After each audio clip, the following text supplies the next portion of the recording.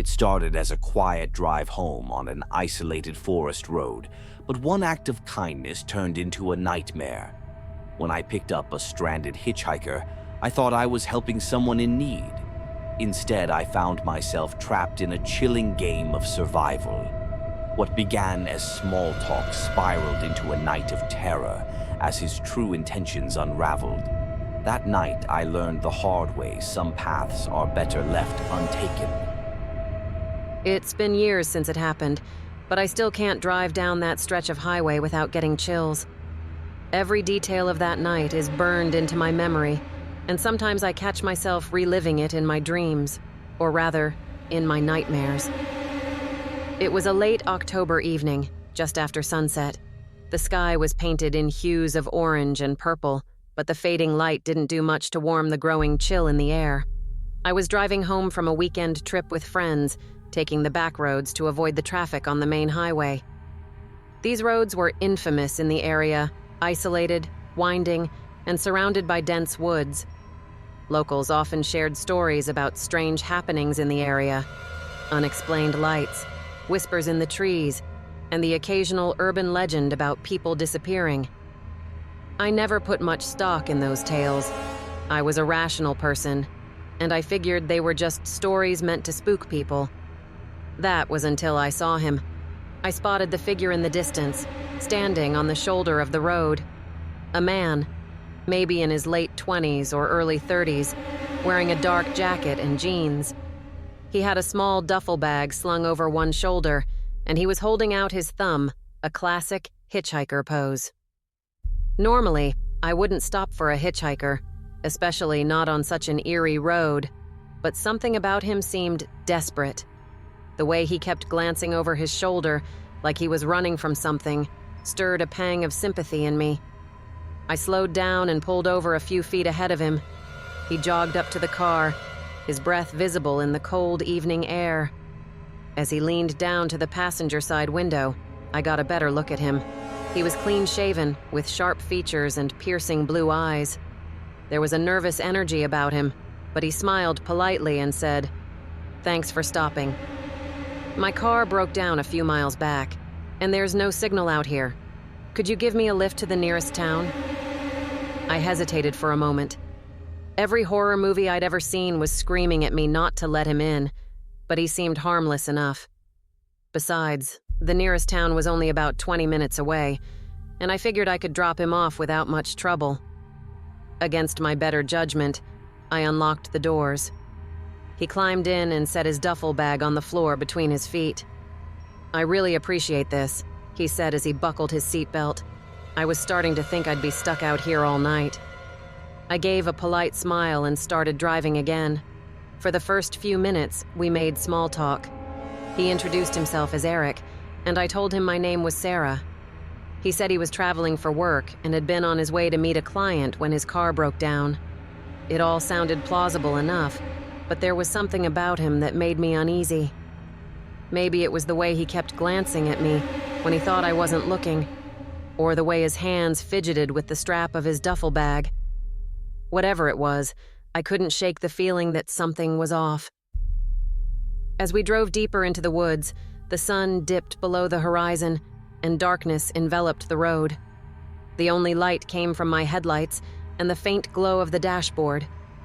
The silence between us grew heavier, and I found myself gripping the steering wheel a little tighter. Then, he asked a question that sent a chill down my spine. "Do you believe in fate?" The question seemed to come out of nowhere, and his tone had shifted, no longer casual, but almost ominous. I glanced at him, and for a split second, I thought I saw something in his expression. A flicker of something darker beneath the polite facade. I don't know," I said cautiously. "I guess I've never really thought about it." He nodded slowly, as if pondering my answer. "I think everything happens for a reason," he said, his voice low. "People cross paths at just the right time. Don't you think that's interesting?" My grip on the wheel tightened. "Sure," I said, trying to keep my voice steady. "I guess so." The next few minutes passed in tense silence. I could feel his eyes on me, watching me intently. My mind raced with excuses to cut the trip short, but we were in the middle of nowhere. There was no gas station or rest stop where I could safely drop him off. Then he did something that made my heart nearly stop. He reached down and unzipped his duffel bag. "What are you doing?" I asked, my voice sharper than I intended. He looked up at me, his expression calm. "Relax," he said. "I just need to grab something." Before I could respond, he pulled out a large roll of duct tape. Panic surged through me. My instincts screamed at me to get out of the car, but we were speeding down a dark, empty road. There was nowhere to go. I tried to stay calm and think rationally. What's that for?" I asked, forcing a nervous laugh. "Planning some home repairs?" He didn't answer.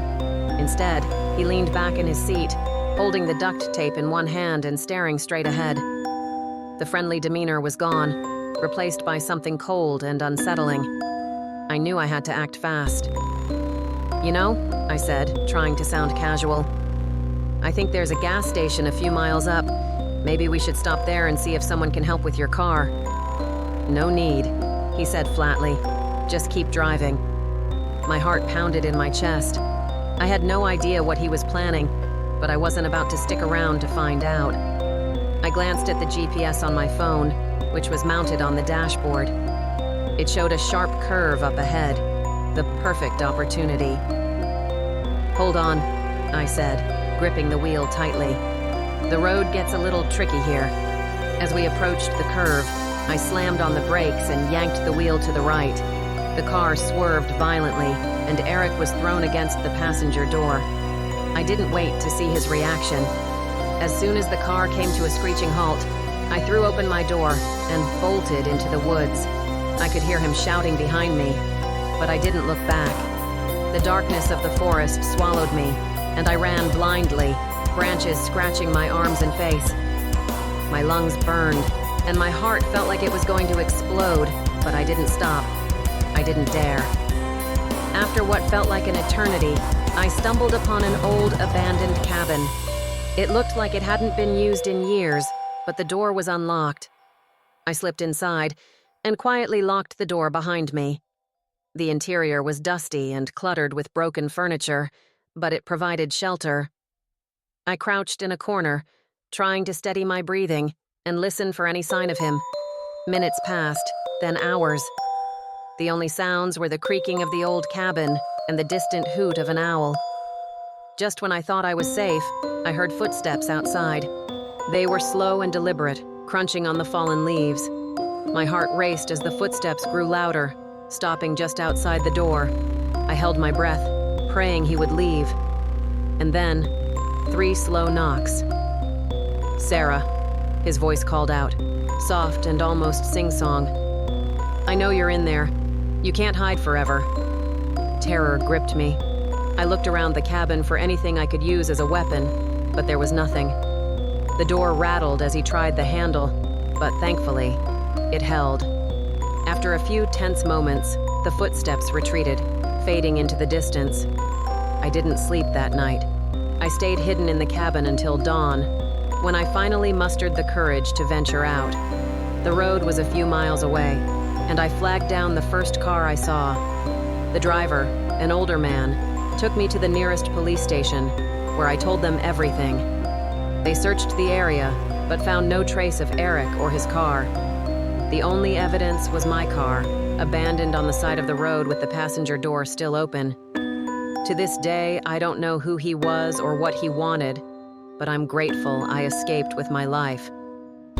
Now, whenever I think about that night, one question haunts me. Was it fate that brought me to that road, or was it something else entirely? If you've ever had a strange or unsettling encounter, share your story in the comments. And don't forget to check out my other videos on real-life mysteries and chilling tales. Stay safe out there. Thank you so much for watching this chilling story. Your support means the world to me, and I hope it kept you on the edge of your seat. If you enjoyed this video, don't forget to hit that like button and share it with your friends. You never know who might have a story of their own to share. Make sure to subscribe to the channel for more real-life mysteries and